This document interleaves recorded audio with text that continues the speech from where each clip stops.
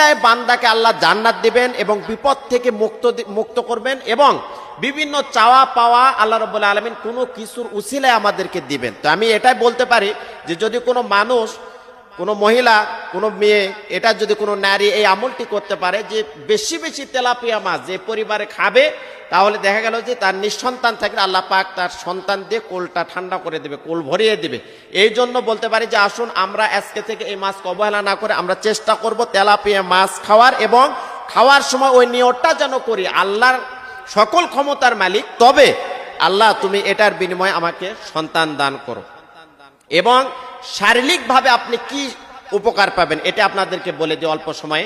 এক নম্বরে শরীরের উচ্চতা বাড়াবে, আপনাকে লম্বা করবে। এ তেলাপিয়া মাছ যদি কেউ ছোট থাকতে বাবা মা যদি বাচ্চাকে খাওয়ায়, সন্তানকে খাওয়ায়, তাহলে তার উচ্চতা আস্তে আস্তে বাড়তে থাকবে। বিভিন্ন কিছু আমরা আজকে খাওয়া